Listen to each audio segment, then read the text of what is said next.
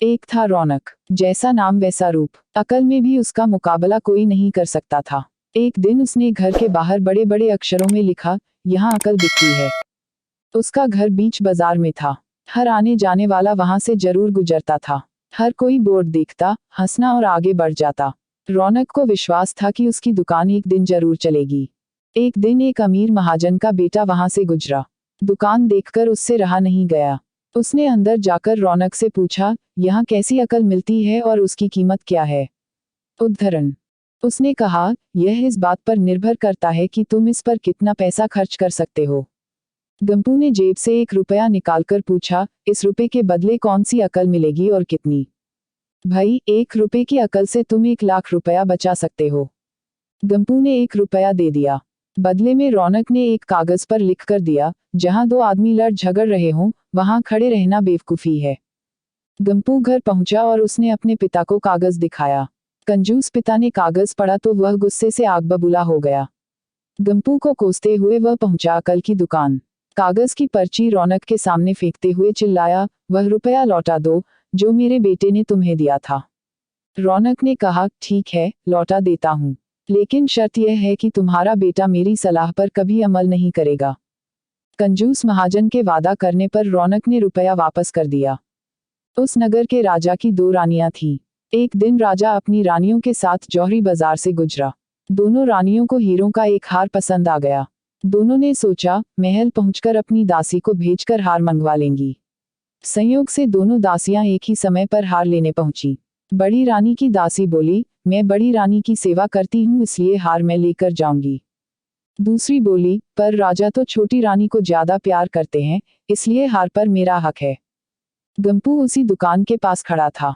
उसने दासियों को लड़ते हुए देखा। दोनों दासियों ने कहा, वे अपनी रानियों से शिकायत करेंगी। जब बिना फैसले के वे दोनों जा रही थीं तब उन्होंने गंपू को देखा। वे बोली, यहाँ जो कुछ हुआ तुम उसके गवाह रहना। दासियों ने रानी से और रानियों ने राजा से शिकायत की। राजा ने दासियों की खबर ली। दासियों ने कहा, गंपू से पूछ लो, वह वहीं पर मौजूद था। राजा ने कहा, बुलाओ गंपू को गवाही के लिए, कल ही झगड़े का निपटारा होगा। इधर गंपू हैरान, पिता परेशान। आखिर दोनों पहुंचे अकल की दुकान। माफी मांगी और मदद भी। रौनक ने कहा, मदद तो मैं कर दूं, पर अब जो मैं अकल दूंगा उसकी कीमत है 5000 रुपए। मरता क्या न करता। कंजूस पिता के कुर्ते हुए दिए 5000। रौनक ने अकल दी कि गवाही के समय गंपू पागलपन का नाटक करें और दासियों के विरुद्ध कुछ न कहे। अगले दिन गंपू पहुंचा दरबार में। करने लगा पागलों जैसी हरकतें। राजा ने उसे वापस भेज दिया और कहा, पागल की गवाही पर भरोसा नहीं कर सकते। गवाही के अभाव में राजा ने आदेश दिया, दोनों रानी अपनी दासियों को सजा दें, क्योंकि यह पता लगाना बहुत ही मुश्किल है कि झगड़ा किसने शुरू किया। बड़ी रानी तो बड़ी खुश हुई। छोटी को बहुत गुस्सा आया। गंपू को पता चला कि छोटी रानी उससे नाराज है तो वह फिर अपनी सुरक्षा के लिए परेशान हो गया। फिर पहुंचा अकल की दुकान। रौनक ने कहा, इस बार अकल की कीमत 10,000 रुपए। पैसे लेकर रौनक बोला, एक ही रास्ता है, तुम वह हार खरीद कर छोटी रानी को उपहार में दे दो। गंपू सकते में आ गया। बोला, अरे ऐसा कैसे हो सकता है, उसकी कीमत तो 1 लाख रुपए है।